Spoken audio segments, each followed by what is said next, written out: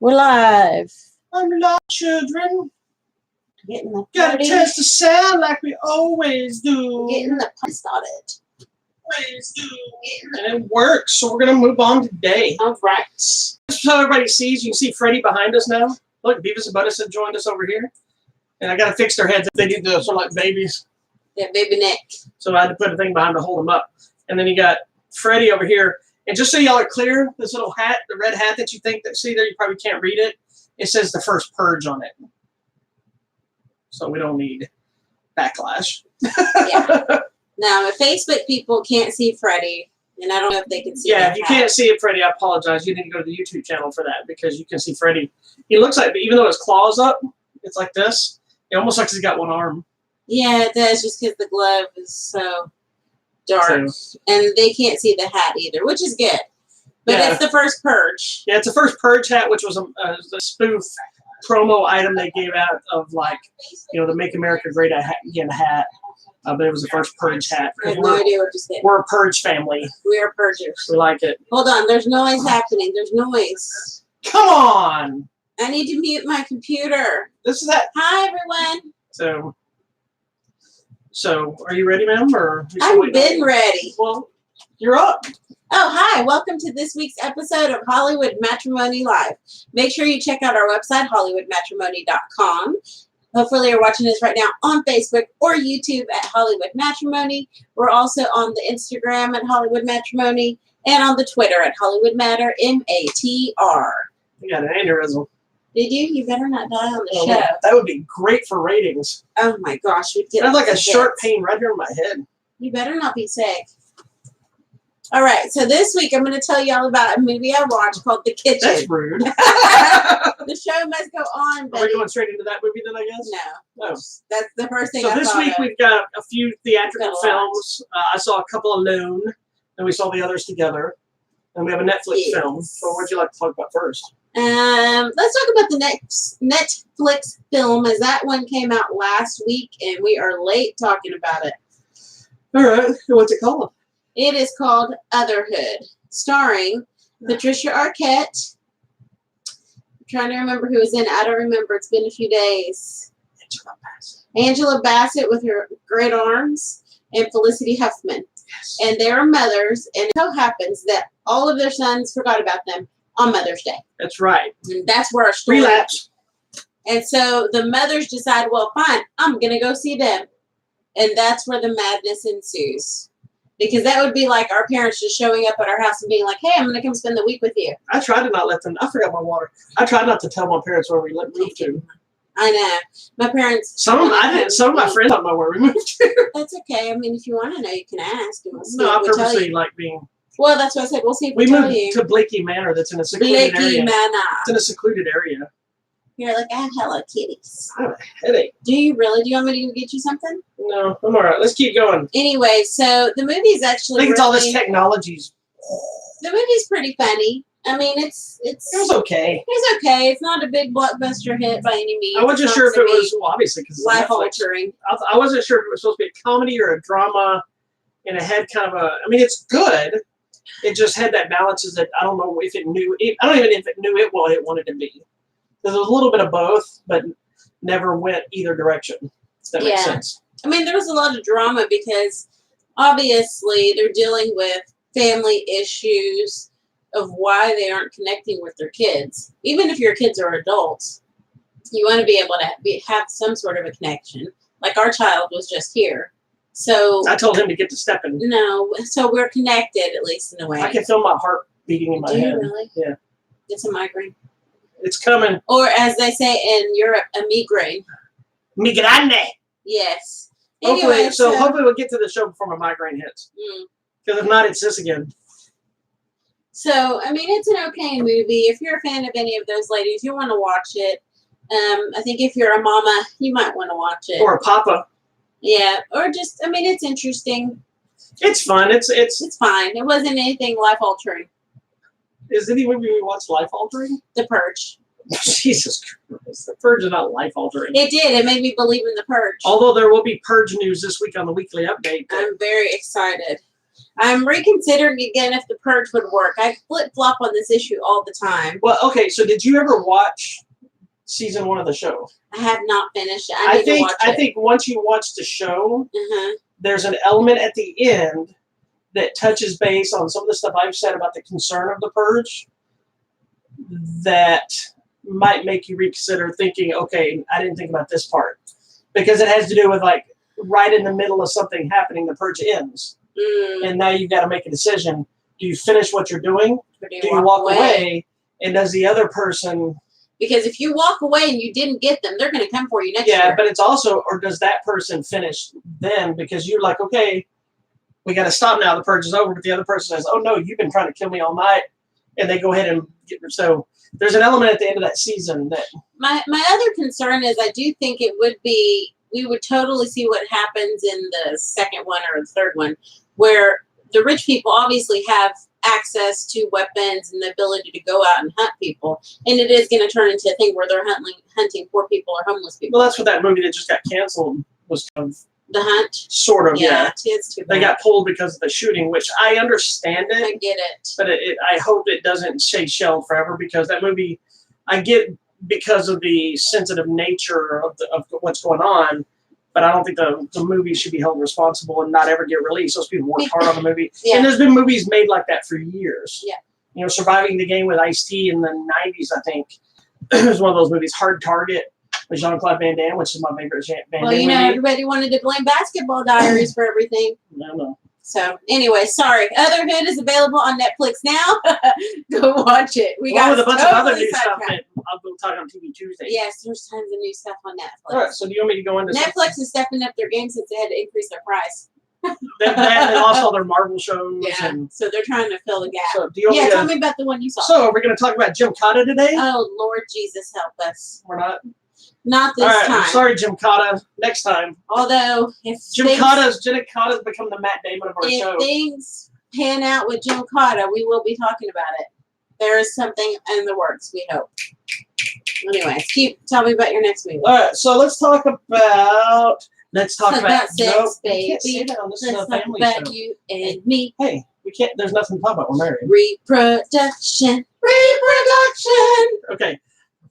That was kind of annoying. But good with you for knowing that. I know everything except for the stuff. We confused one of our friends. He's probably never seen Grease. I know everything except for the things I don't know.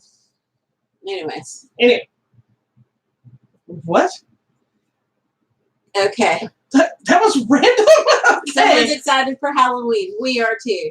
Did I miss a conversation? No. Okay. They are having a conversation with themselves. Okay. So maybe I'm just gonna smile. I think, am I having the aneurysm as it started? The movie I'm going to talk about is the latest in DC's animated universe, Batman Hush, which is one of my all-time favorite Batman stories. It's a book, correct? It was a story arc in Batman. Okay. It was illustrated by Jim Lee. Oh, that's who also redrew the cover. See, like Jim Lee. Oh, that's nice. He actually drew the cover, and his longtime inker, Scott Williams. What is happening in this movie? I need to watch this. You like it. I think you'd like it. And who does the voice of Batman? In this one, It's not my guy. No. There's a specific... Hold on. Who is it? Let me pull it up. Is it Jerry O'Connell or Jerry O'Connell? No, he did Superman. Jason O'Mara, I think is his name. Okay. I don't know why. I have it up right here. Hold on. I'll tell you who all did the voices. Okay. Because I have them listed in here. Sorry, ladies and gentlemen. The book came out... Jason O'Mara. Jason O'Mara is Batman. Jerry O'Connell, I believe, is Superman. Rebecca Romaine is Lois Lane, Jerry O'Connell's wife in real life. Rainn Wilson is Lex Luthor. Vanessa Williams is Amanda Waller. That works for me.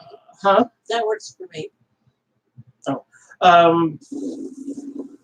There's a lot of characters in this movie I didn't even know. Yeah, who did Wonder Woman? Was that not Rose McGowan, Rosario Dawson? Anyway, I think Rosario Dawson did Wonder Woman. That's kind of cool. She in this one? No, maybe she's in the other thing. There's a new Wonder Woman movie animated. It's the next one coming out. Okay. I distracted you. Continue. So basically, the premise of this thing was, in the original story, there's this mysterious villain named Hush shows up.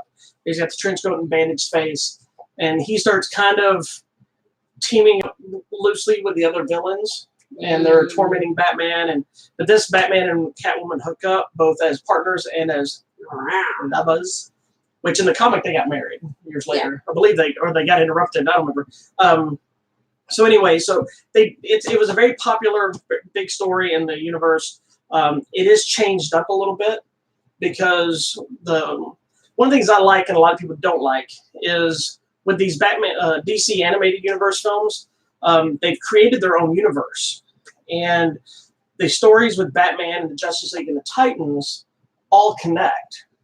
Just like you read in the comic. Okay. So like an element that happened in one of those movies, just like in the real story, to be discussed in this.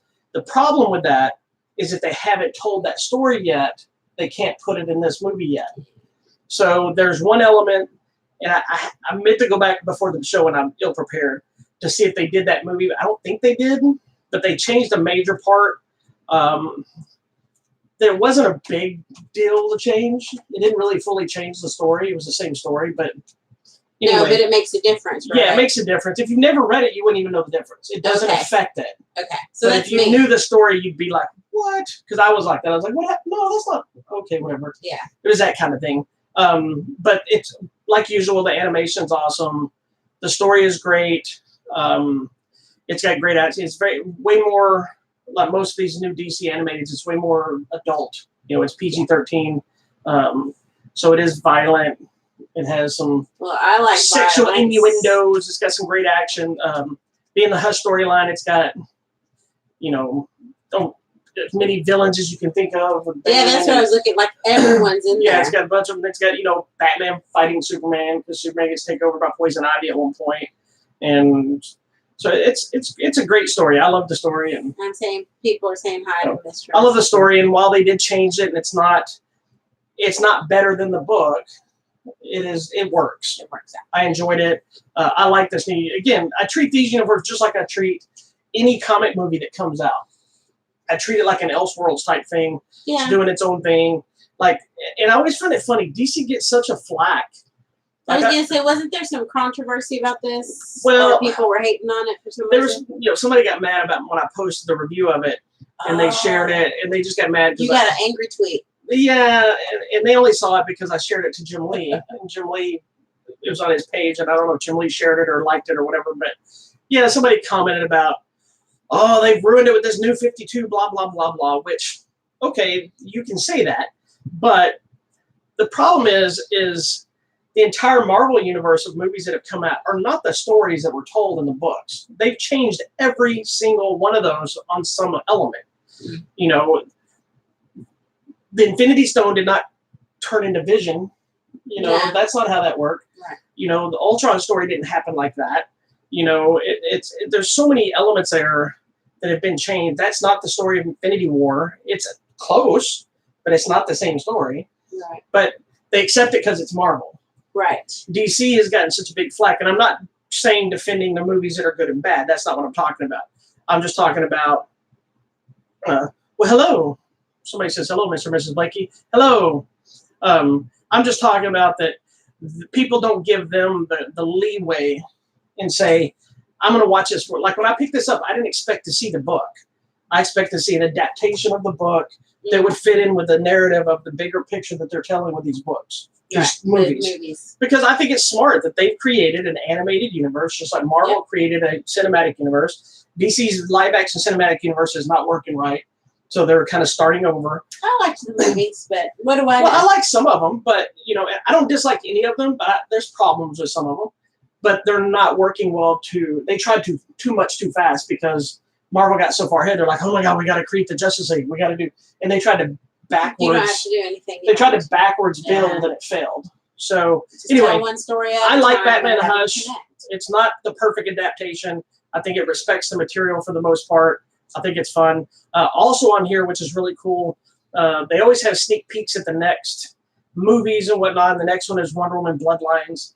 But even cooler is there is a Sergeant Rock short film on here. I don't know who that is, but yeah. Well, it was like Sergeant Rock is kind of like a Vietnam soldier type.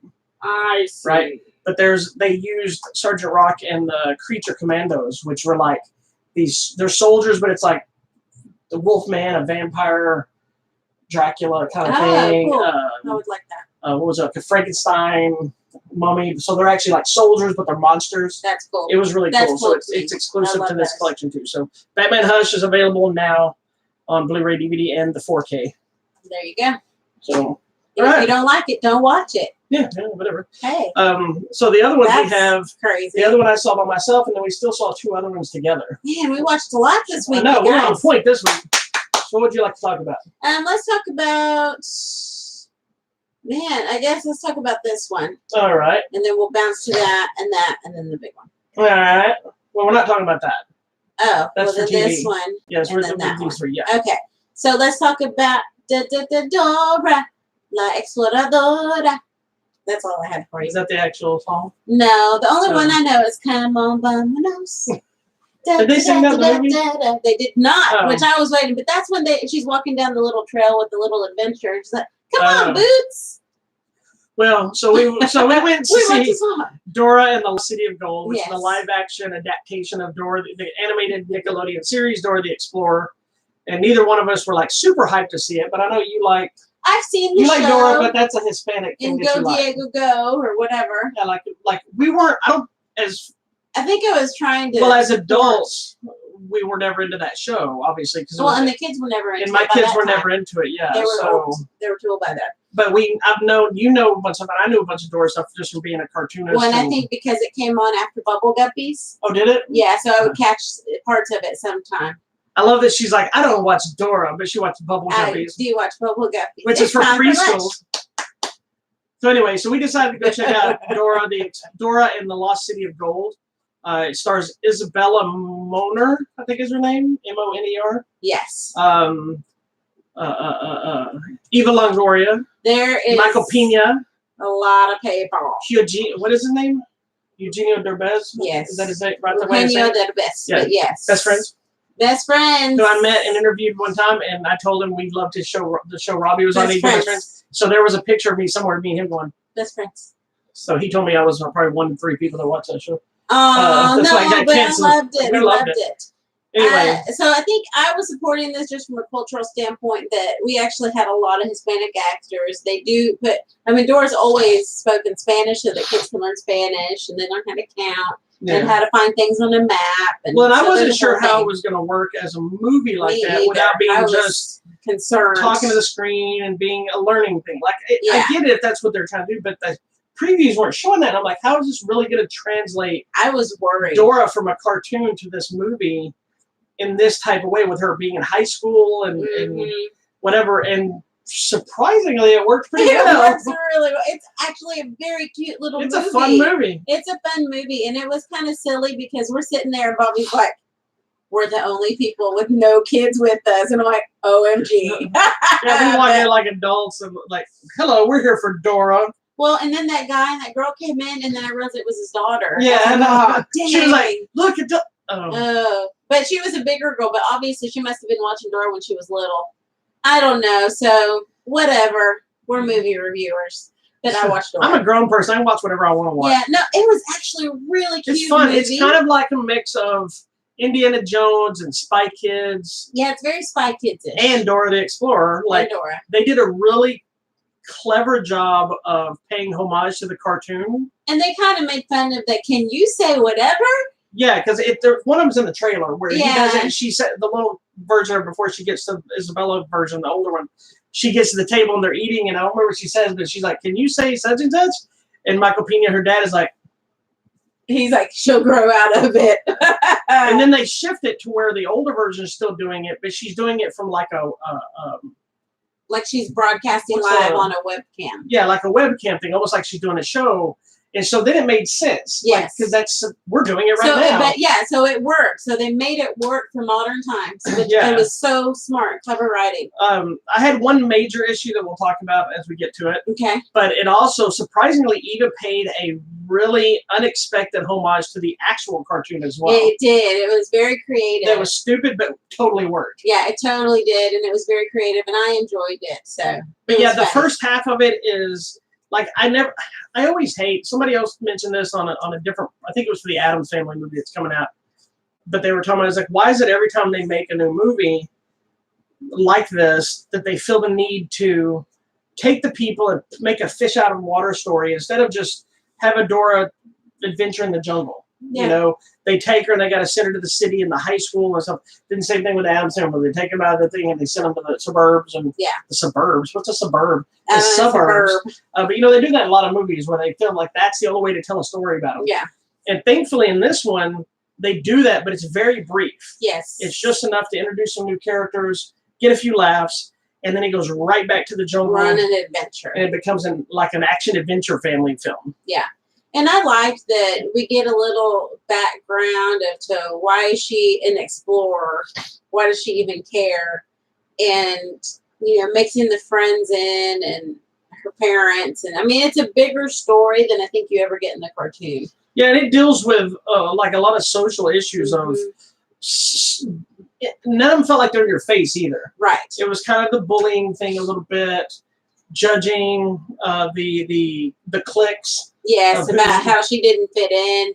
And it's like, you talk to this one, you're like, oh, don't talk to that person. Yeah. And then it's got things of like... You got a little bit of Mean Girls. Yeah, don't be yourself, be someone else, because... Even though they're like, be yourself, but the temptation to not be yourself or to be a better version or representation of yourself. And then somebody else, like, you know, saying it's okay to be yourself, but then nobody likes me. Well, then who cares, you know? Yeah. And dealing with that mentality, but also dealing with the unknown. Because, like, for us, going into the world of the jungles and exploring is the world of unknown. But for her, living in the jungle, apparently, since she was a little baby, this was unknown. Like, there was some funny moments when she's walking. It's not really a spoiler, but she's like in the hallway and the bell sounds in the school. Yeah. And she just kind of screams and goes, "What's wrong?" You know, because she doesn't understand what it does, and she doesn't understand the school buses, and she doesn't understand.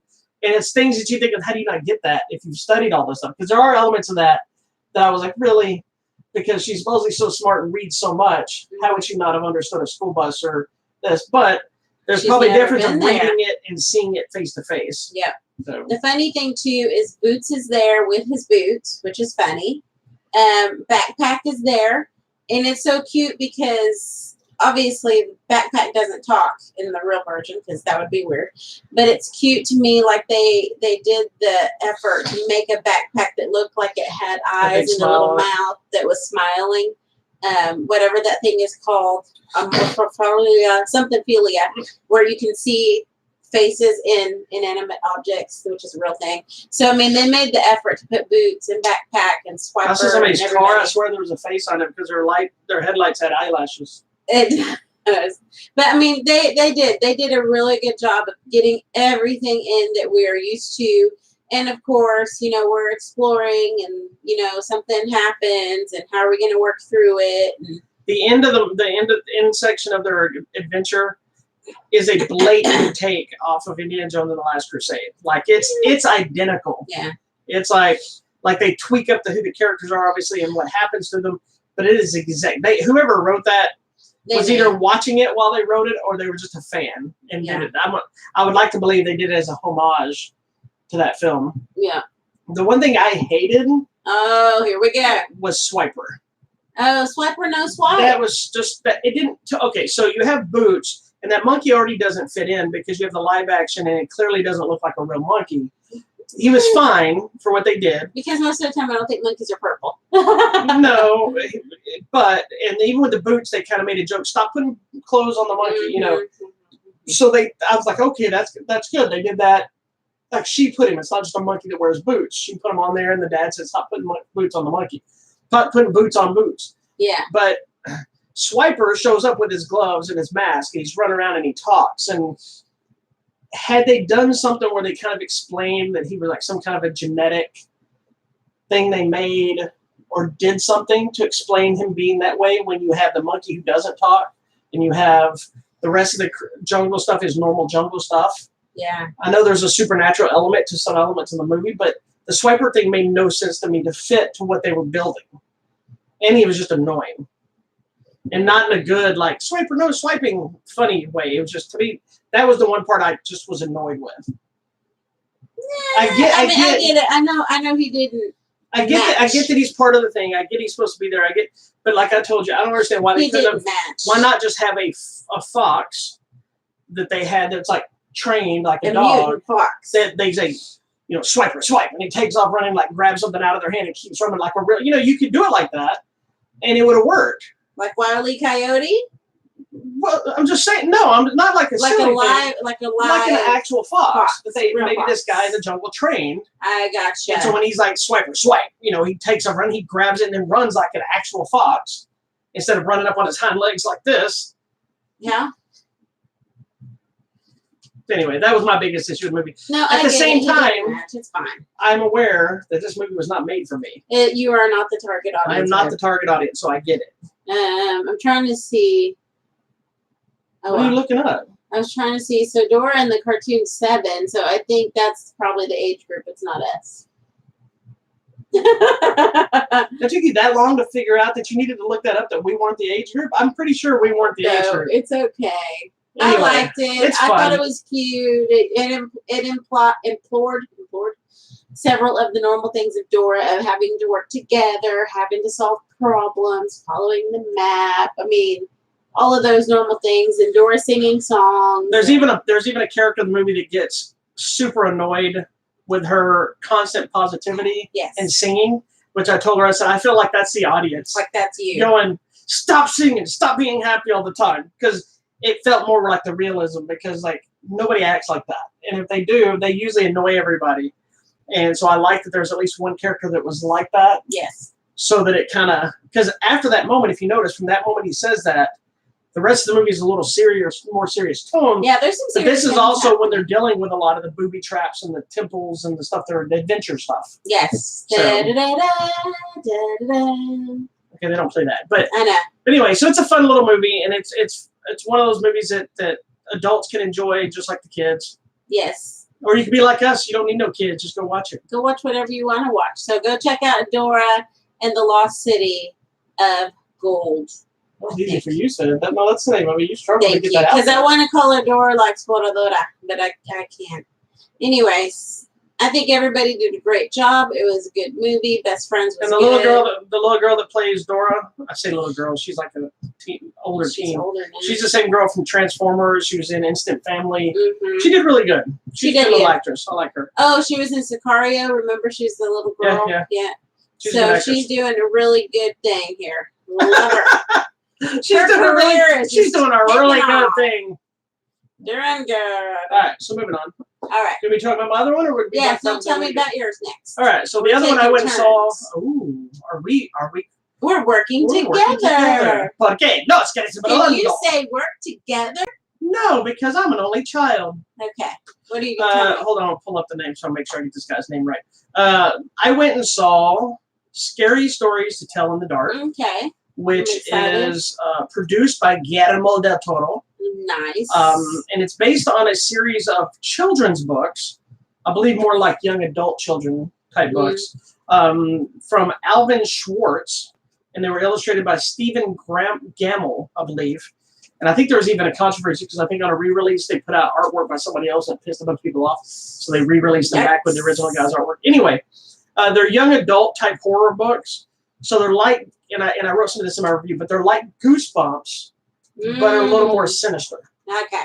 You know what I'm saying? So, like, if Goosebumps was for, say, I don't know, elementary, middle school. Right, it is. It's middle school-ish. Scary Stories to Tell in the Dark is from late middle school, high school. Yeah. And then you get into young adult the slashers and the killer stuff, even though we all know that we watched them earlier than that. But I did. It's a good. But it's a PG-13 movie, which me. pissed a lot of people off because everybody was like, "Oh, I want to get a rated R movie." Well, that's not what this is. Here's my thing with this, and I tried to write it in the review because I read a few reviews from my movie, and some of them gave a great review, some of it were like, eh. But I think it's important for any genre, but especially the horror genre, because that's one of those that, unlike comedy, unlike action, unlike a lot of them, most of those movies come out and they're like PG-13, except for like really hardcore rated R or hardcore action. But there's a bigger base of movies that everybody can watch. Yeah. In horror, real horror movies are usually rated R, unrated, and they're only for adults. Yeah, it's a limited audience. Given there was something cool as a kid about watching a movie I knew I shouldn't be watching, or something I knew was going to give me nightmares, or something, because that was part of the fun and allure of watching it. But I love that in this day and age, we have things that kind of build you towards that stuff. Like I said, you have Goosebumps that get you into the door of this. Because the Goosebumps movie is creepy. Yeah, it is. But it's not scary. You have this movie, which is a little more disturbing, creepy, but still not really scary. And then you shift into things like Friday the 13th or Nightmare on Elm Street or The Conjurings or whatever element of horror you want to get into. Yeah. And it's kind of building that young audience so they can enjoy it too, without having to watch stuff they're not supposed to watch. Because again, the movie's PG-13. It's a little slow starting as it introduces everybody. The movie takes place in the 60s. Oh, love it. I love it. It's like 68. And so it's got the very stereotypical characters. You have the nerdy kids. We have the group of friends. You have the one Hispanic kid who's he's driving, but he's got a secret, and he's got to deal with everybody seeing him, and like the police seeing him. You lost, kid, because he's Hispanic. Mm-hmm. You have the bully prep kid, with the leather jacket, and he's always harassing the other kids, and so it's all that cliched stuff where the kids come together because of running from the bully kid, and then another thing ends up putting them all together and some other things. So anyway, the basic premise is this book that's involved, and it's, like I said, it's very much like Goosebumps. And so this movie is essentially an anthology, but an anthology in one story. So instead of being a different story for each person, it's a different situation for each character. Like Final Destination. But I mean, all the kids or whoever. They're all in the same. It's all happening to everybody. Okay. But gotcha. As you read the stories in this book start actually happening, so they know who it's happening to. So like one person over here, and all of a sudden something starts coming after them, and they're like, Is it one of those things where you're not supposed to read the book? I don't want to say, because to me that's part of the allure of the story. Don't tell me. I think you would enjoy the movie because it's not scary. It's a little creepy. It's creepy is what I was thinking it would be. Like if you look at the review, I'm showing you from here, you got the poster of the story about this guy, and then each one of these is a different story element to the movie. But I thought it was really well done. And from what I've looked at, I've never read the books, but what I've seen, the creature designs and stuff are pretty close to the drawings that they did. So I think they did a good job of translating it. Because there's that one creepy thing that was crawling. Oh my God, that thing was trailer. Awesome. Is it a creature? Or is it a person? It's the Jiggly Man. Ugh. And its introduction is really cool, but as a person, they clearly hired somebody that's one of those double jointed contortionist people to do because they were all crawling because crazy. Its head is spinning around, its arms go in different directions, and it's cool. That's cool. And it is not a short scene. It goes on for a while. There's also a story called The Red Dot, and involves some spiders. So there's different things happen to different people. What's cool is there was I want to say there's 3 or 4 books, but each book had a bunch of stories, and they only used 5 stories. So they could keep going. Yeah, and it ends with it kind of open to keep dealing with it. So I hope it works well. I like stuff like that. It is a little slow at times. Again, it's not scary, and I know I was reading one review, and his big beef was, well, it just felt like I was watching Goosebumps. Well, it kind of is. Yeah. It's just Goosebumps a la Guillermo del Toro. Oh, so it'd be a little bit cooler. But it's not that Guillermo del Toro actually made it that way. That's how the book is. Material. But he's perfect producing it because it's the perfect allegory, I guess. Allegory, thank you. Of taking the Goosebumps, disturbing kind of cartoon nature of Goosebumps, and then slapping a disturbing creature from Insidious in it. I like and making it still for young adults. Because a lot of the people in the theater with me were the younger adults. Were they younger teenagers? Kids, teenagers. That's good. Maybe they've seen it. Is it a real book? It's a real book. Yeah. No, and you said it's how many books though? And which stories? Did you just get here? Sorry, it is a book. I want to say it's like 3 or 4 books. Okay. And each book has a ton of little stories. But we don't know if this story is. And some of the stories. From the first book or from. Well, I looked it up. I know it takes from the first 2 books. Okay. I don't know if it's in the 3rd book or not. Gotcha. But from my understanding, some of the stories are only like 2 or 3 pages long. So for them to build it and still work, and cool. Not just be an straight anthology film of here's this story at the end, here's the next story at the end. It is one narrative that all works together. It's very much in the vein of Final Destination. I love that. Somebody's running around and something's happening to that one kid or that one person. It's that kind of thing. I love it. So I enjoyed it. It's. I hope that they do build some of the tension a little bit better if they're able to do another one, because I do think there was a little too much downtime at times where you have a really great intense moment and then it slows down. So every time it sucks you in, you get all like, and then it's like this for a minute. And then you're too relaxed. And I think the idea was to try to get you relaxed and slap you again. But I think they took too long. But that's a small problem with it. I thought it was a fun movie. I think if you don't understand the source material, you'll be disappointed.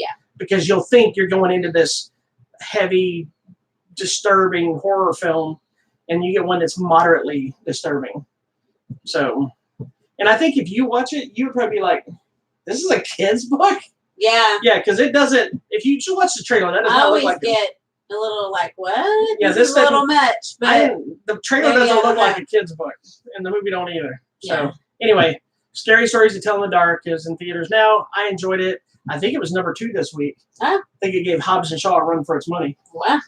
So, yeah, because I thought it would have been Dora just for kids, but then again, it was tax-free weekend and school started Monday here in Texas. Well, you're also getting a movie like that is technically a kid movie as well. I guess it's a teenage movie. So. Oh well. Who knows? All right, next. Moving on. So what else did we see, So the last thing I think we're going to talk about right now is The Kitchen. Whoop. Starring Melissa McCarthy. Finally, we can talk about Do the Dishes. That's not what this movie is about. Oh, we're talking about a movie. I thought we were talking about our kitchen. Melissa McCarthy. I had some problems to discuss, but Tiffany Haddish and Elizabeth Moss. And Common. And Common. Yes, because Common showed up. I was like, oh, Common's in this movie. Because I know who he is. I'm gonna interject real quick before we get into this movie. Yes. Scary Stories was in fact number 2, and not only was it number 2, they said it cost $28 million to make the movie, and it made $20 million this weekend. So it is already. Yeah. You also got to look at, they spent another however million on promotions and stuff, but still looks like it's going to be a success. So anyway, go ahead. Okay, so I saw The Kitchen probably 2 weeks ago or so. Something like that. And you saw it this weekend. Yeah, I saw it Friday. Okay, so this is one of those that, let's see. So it's set in the 70s. I don't want to tell you too much. What we gather from the trailer is that the ladies' husbands are in some sort of a mob thing. They get put away in jail, and now the ladies are like, what are we going to do now? Because think 70s, the women were taken care of. They took care of the home. That was their job. Take care of the kids, take care of the home. The men did all the work. And so now they're like, how are we going to survive now?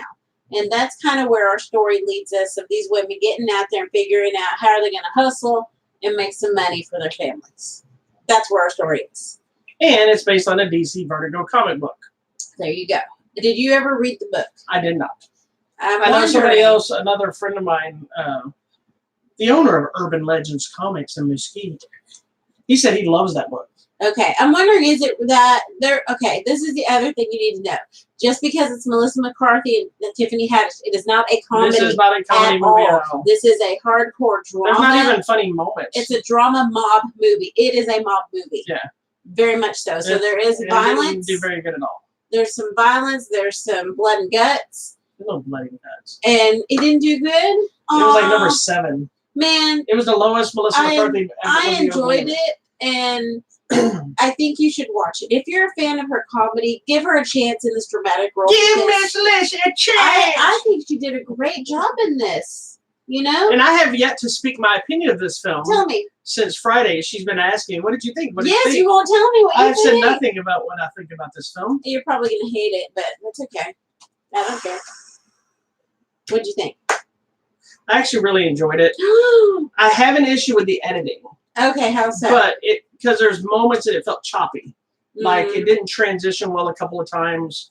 Like you're in the middle of a scene and then it just cuts to a scene, and there's a couple of times it cut to scenes that didn't really make any sense in like the bigger picture. Like there's one sequence where it cuts to a rat in the alley. The rat runs. Then it cuts to an aerial of the city, and then it just flows over the city. I'm like, why did I see this rat? It didn't have a purpose. So it's little things like that. Again, I have to see it again and see what the context is. As a whole, I enjoyed the movie. I haven't read the comic either. I'd like to read it and see the connection. I'd like to read it. But I enjoyed the movie. I don't know how accurate they played the characters or the look to the characters, any of that kind of stuff, so I can't speak on that. It was a little cliched at times. I'm a huge fan of mob stuff, so you haven't seen as many of them as I have. Well, I've seen a lot because of you. I know, but so like I see something and I kind of know where it's going to go. Yeah. Or I say, I've seen this scene has been better done in this movie. And I try not to look at it like that because it's a different movie. And there are elements here that, again, it's the story, but it's like, okay, well, you never really said why would you go with them instead of these people, and you accept them so easily to do that. I thought that kind of moved a little fast for me. Yeah. And not enough of them really showing their power to be able to take over. Yeah. To what they did. But that being said, I still enjoyed the film for what it is. I thought they were all great in it. I love seeing Gerald Hux, or Weasley, as you like to refer to him. Did you recognize the lady that owns the little restaurant? The old married couple that are arguing when they're putting up chairs and they're... Yes. Do you know who she is? What's her name? I saw her and I was like, what? From what? From the other show. But she looked so cute here, like she had makeup and her little hair was done. From the Blacklist. Yes. Also, I'm pretty sure it was him. I haven't had a chance to look it up. But at the opening when there's the robbery, the husband's doing the robbery. Yes. The Asian guy they beat up that owns the store. Yeah. It's a throwaway moment, so it's not a spoiler. I'm pretty sure he's one of the guys from The Last Dragon that work at the fortune cookie shop that are singing. Oh my god! I'm pretty sure that's him. So funny. Anyway, I just thought it was funny. Random. But I enjoyed it. Like some of the stuff with the cop connections, I thought it was too spaced out and too, like I said, it was an editing issue for me. Yeah. It wasn't a movie issue.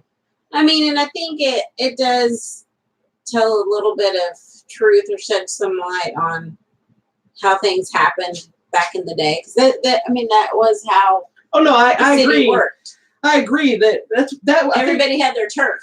I think that's why as a mob movie fan, I think that's one of the things that kind of bothered me a little bit from that story aspect. And again, that's the writer's narrative of what they want to do with the story. But knowing for anybody to be able to take over somebody's turf or to become big enough that somebody else noticed you really had to do something. It would have been bigger. And they didn't really do anything. You know what I mean? There wasn't. I mean, initially it was. I know that and it's hard to say without saying because I don't want to spoil it, but they didn't really do that big thing that makes you, like it's like say in The Godfather, you go and you kill this guy. You come to me. And you make your bones by killing this guy, or you kill some guy who was like the head of such and such, and you chop him up and you throw him away. Then people fear you. Right. There wasn't an element like that really set the tone for them. Yeah. Well, we don't know what the source material has either. So. Well, and I'm surprised if it was really that much different for the source material, but I get how it worked because of the direction they were trying to do for the city and what they were trying to do, which I knew the cliched side of it, I knew was going to start causing issues for different things and different elements. That part was kind of like, I could see this happening a mile away. But again, it's still a good movie. Most critics didn't like it. I think it got panned pretty bad. Yeah. But I liked it. I think she did good. I think Tiffany Haddish did good. Elizabeth Moss always does good. Well, she's been one of those underrated actors for years until The Handmaid's Tale. She really got her comeuppance. Yeah. And she's excellent here as kind of the crazy one, but she's got good reason to be crazy one. There's a little bit extra happening with her. Yeah. And I like that because of the time period too, with the Tiffany Haddish side of it. She's not only dealing with the woman thing, she's dealing with the way the race, the black people are treated in that time period and that kind of thing too. So it adds a little bit more to the story. It does. The other thing is, if you're going to be one of those people that is all like, oh, it's about female empowerment, don't go watch it. Don't be a jerk. Just skip it. Yeah, 'cause it's really not. Well, no, but I mean, it is about women, and it is focused on three main women. But it's not about empowerment. It's about them doing what they have to for their families or what they think they deserve. And I don't know if that's an argument. But there's a lot of elements. Already. I haven't heard anything, but there's a lot of elements in the movie about abuse. There's a lot of elements about knowing your place. Well, and about inequality. I mean, but because we were in such a time period in the 70s where that's just how it was. Yeah, like there at that time period, I know that it may not be right, but that was the thing. Men worked, women took care of the kids. And it's always one of those things. If the woman wanted to say something, they're like, "Where's your husband?" Yeah, nobody wanted to talk to them. Yeah, so I mean, it's the time period. But at the flip side, they also had the lady that played kind of the mother of the mob guys, who was kind of the boss, but she wasn't the boss. Yeah. Which that lady's always awesome. I love her. So good. Where you kind of see that she's never really in charge of anything, even though she's created the illusion she is. You know, so it's but enough so she can get what she wants. Yeah. And I love there's an element too Margot Martindale. Yeah, there's an element too where like something kind of happens where the three main girls are having to deal with a very high up mobster, and another woman shows them and she's like, "Good on y'all, get your thing." Good for you. And you're like, they treat us like crap, you know. And it's somebody that's massively important that shouldn't be defending them in reality, but. No, but it's interesting. It's an interesting take on the mob scene from the wife perspective. Yeah.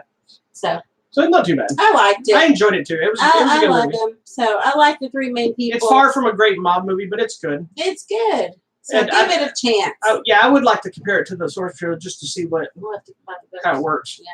So check out The Kitchen. It's in theaters now. You know, nobody spends any time in the kitchen in that movie. There's one scene. It's false advertising. There's one. It's about Hell's Kitchen. I didn't see Daredevil at all. Yeah, he was missing. That's some false advertising. You can't have no Hell's Kitchen without no Daredevil. Mm-hmm. Anyways, check it out. I think it was good. Well, you can't because it's DC, but whatever. I see digging into my leg. Table. Sorry. All right. What's next? So we're going to talk about Jim Cotta now? Yes. Tell us about Jim Cotta. You haven't seen Jim Cotta. I have not, so I can't talk to you about it. All right. What do you have coming up? Well, what's coming out on the Blu-rays? Oh, that quick screen for Oh. She messes that up every time I try to do that. It's too late. So coming up this week on Bobby Doesn't Know Anything. What is this week's date? It will be the 13th. Oh, this week Avengers Endgame. Nice. Is hitting the Blu-ray. Man, we just watched it last night. We've been these past few days. We've been watching the two. Just Infinity War and Endgame. Yeah, man, I'm over here crying again. It doesn't even matter. I've seen it. I think 2 times now, 3 times. I remember. Whatever. I'm still crying, but this time I'm crying at different things. Like the first time I cried with Spider-Man, and this time I'm crying with Captain America, and it's hitting me. But you know what is cool is I am picking up new things. And this last time that we watched it, I picked up some new things that I didn't get the first time, and you did too because you could actually hear things. Well, I picked them up the second time at the theater. Oh, okay. Yeah, You're like, what'd they say? Lord yeah, I didn't understand the whole "We Love You 3000" crap because I saw the screening of it, and then after the movie came out, we didn't get to go to the theater and see it until that weekend. Yeah, it's been and I had already seen it. And before we got to go see it, I think on that Saturday or whatever it was, people were started posting "I Love You 3000." I'm like, what are they talking about? And it's because I didn't hear it during the movie. And then we watch it, I'm like, oh, that's dumb. No, it's sweet. I still think I don't know why that was a cut line. Anyways, watch it. If you haven't watched it by now, I don't know what your deal is. I believe they're also releasing like all 3 Iron Mans and the first 2 Thor films, Thor and Thor Dark World, on 4K. They're slowly rolling out all the Marvel movies on 4K that weren't released previously. Shadow, which is a new martial arts epic from Zhang Yimou. I just posted a review for it. It's coming out. It was good. It wasn't as good as I hoped it would be, but it is beautiful. This one with the umbrellas and the blades. And what's cool about it is the fighting style is in fact an umbrella. Oh, and what it is there's this guy trying to figure out how to beat. There's like a king, and it's a young king who's a dick, like always is. And so they have this guy who looks like this other guy, so they call him the Shadow. and they're trying to figure out how to assassinate the king. Oh, and there's all these kingdoms at war. So there's like this big cave with this floor that's a yin yang, and they fight. And every time they fight, this one guy beats the other guy, and they're like, "You're not gonna be able to do this until you can beat me." And this. Yeah. And like jumping a little bit later in the movie, the girl's like, "I think I figured it out how to beat you. I've been watching your movements and this and this." And she goes, "You have to move feminine." And she's standing with her umbrella, and he goes, "You can't beat me with your umbrella. Blah blah blah. I've been doing this for decades or whatever." And she just starts kind of and rolling the umbrella, and he's missing, and it's like thinking about fluid movement is what it is. Yeah, because he's probably just hard like sword fighting, and she's fluid movement with around, and he's like, what? He's like, okay, you train him on how to do this. So then they train their army how to do it, and they develop these umbrellas that are just blades. Yeah. So they shift them, and it they're looks like really cool. Yeah, so like they shoot, and the blades can fly off. There's one scene where they have like one they sit on, and then it's flipped above the top, and these guys have ropes tied to them, almost like tops, and fling them, and so like they're spinning down this hill on these blades, but it doesn't look hokey. It looks like these. I was gonna say, how unbelievable this. No, it looks cool, but they do a really good job. The problem with the movie for me is it's a great movie. It's a really, really good movie. It just takes a long time for anything to happen. Mm-hmm. There's so much build up to the kingdoms, and it's almost 2 hours long. Do you have to read it? Yeah, it's well, no. It's in English, but yeah, it's better to read. But it takes forever to really get into any good fights. But once we get to the second half of the movie, it's epic. It's really good. But those are the big things for this week. I love Asian cinema. You know that. I do. All right, coming out of the theater this week, there are a lot of things coming out, and we're not going to be able to see them all. We'll see everything. Angry Birds Part 2 comes out this week. We probably won't see that. So not going to see that one. There's a movie called Gwen. Yeah, I think they sent me that. Gwen is struggling to keep the home afloat. Her mom has a mysterious illness. I have a screener for Awake. Okay. Which is your Jonathan Rhys-Meyers. Yes, Awake comes out. I'm trying to go in an order here. Oh, sorry. Yes, and I'm watching that because Jonathan Rhys-Meyers is in it. That's the one I asked you if you want to interview him. Oh, I do. But I haven't heard back I wouldn't know what to say. I just want you interview him, but just put in a question for me. My wife wants to know how you say so sexy. Hold on. So I have to tell y'all, this is funny is because a lot of interviews I do, if she's a fan, there's a stupid question that gets thrown in. And I don't ask it like, my wife I always throw them in there. My wife will kill me. And like the funniest one to this day is I interviewed Seth Rogen and Evan Goldberg for The End of the World. This is the End on the red carpet in person. And at the end of the interview, I said, I can't leave this out with at least telling you, what is the name of that movie? The Road Trip? Guilt Trip. The Guilt Trip with Barbara Streisand. I said, my wife, I have to tell you, my wife and myself, we're huge fans of The Guilt Trip. And she wanted to make sure you knew that. And he's like, y'all are the only ones. Aww. And then he goes, oh, yes. He's a really nice guy. Anyway. Anywho, so that. Okay. Speaking of Seth Rogen. Yeah. We're going to be seeing The Good Boys. Just Good Boys. Good Boys, but it's called. Super stoked. We know some people watching this already seen it because they did a screening. Supposedly, it's one of the funniest movies that's been out in a long time. Is it funnier than Sausage Party? Sausage Party's nasty. It is. This one is too. Okay, good. I'm excited. Okay, now we get to 47 Meters Down Uncaged. I think this one actually looks better than the first one. The first one was not riveting, but it also had someone that I don't particularly care for. And but so this it was one cleverly I think shot. was better. The first one was cleverly shot. It was. The whole thing taking place underwater in that cage. This one looks a little more intense with the actual. This one looks like an actual shark movie. And it has Sylvester Stallone's child. Sylvester Stallone's daughter, and I believe it was Jamie Foxx's daughter as well. Yeah. So, yeah. There she is. Corrine Fox. So, I'll give it a chance. The first one, not so great. Okay, this one I'm really excited about. Blinded by the Light, which we've seen a lot of trailers. It's the one where the guy in Pakistan falls in love with the music of Bruce Springsteen. I don't think he's in Pakistan. I think he's in England. Oh, he's in England. British. He's Pakistan. Oh, Pakistan. Whatever. But I think he's struggling with having, the parents want him to stick to his culture. Yeah. But he's listening to Bruce Springsteen and he's like feeling what's the funny music. Is we have some friends that but it's based on a true story. They go to a lot of the screenings as well. And I think they said that they went to a screening for this movie. Then at the screening, they gave him passes for the movie again. So I think they've gone like 2 to 3 times because he loves the movie so much. That's awesome. I'm excited. We'll see how it goes. This movie, I don't even know what it's called. What it is? It's called "Where'd You Go, Bernadette." It looks interesting. It's about a lady who disappears and her family goes to find her. For it, so we'll go see what that is. I don't. That's it. We're not going to see this. But all these, this was another one that's coming out nationwide. Boss that's Level the Mel Gibson movie that I with wanted to Frank see. Grillo and Mel Gibson. I've never even seen the trailer. So that's coming out. I know of it, but I didn't know. Anyway. So those are all the things coming out nationwide. It is like 8 things. So I think it's one of those weeks where there's not like a huge blockbuster movie maybe in all those. There might be. I think Good Boys is going to be the big one. Good Boys and maybe Blinded by the Light. We'll see. I think Good Boys, 47 Meters Down, and Blinded by the Light are probably. Or Angry Birds for the kids. Well, Angry Birds open on Wednesday, so it's going to be. It'll only make some of this movie. But I think those three are going to be considered the three big movies. Yeah. Well, I want to see Jonathan Rhys Meyers. I don't care what happens. And we have a couple of contests still going on. We have digital copies of Avengers Endgame. We have SpongeBob, the best 200 episodes ever collection, and The Hustle, starring Anne Hathaway and Rebel Wilson, which is a remake of Dirty Rotten Scoundrels. We're giving away copies of all that stuff. It's a reimagining. Whatever. Also, big props to, I doubt she sees this, but she knows our name now. Big props to the people that live in my old house. We ended up I had a bunch of our stuff got shipped over there. Excuse me.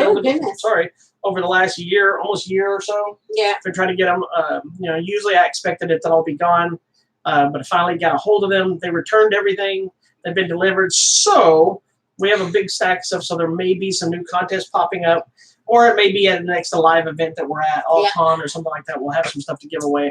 So just a shout out to the people that live over there. If they happen to check anything we do out, since they know our website, they know our names, maybe they'll find us. Big shout out to them for actually holding my stuff, despite being a little snarky about it. And you mentioned AllCon. Y'all need to get ready. Get your hotel room, get your tickets, because it is on. Hollywood Matrimony will be at AllCon. Will we?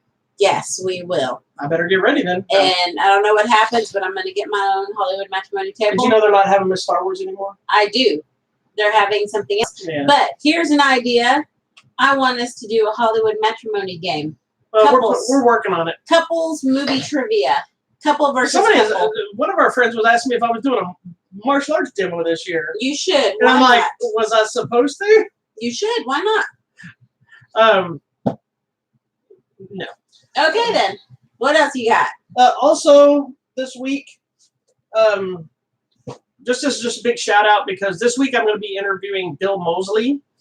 From most of y'all know him as Otis from House of a Thousand Corpses and The Devil's Rejects and the upcoming Three from Hell, Rob Zombie trilogy.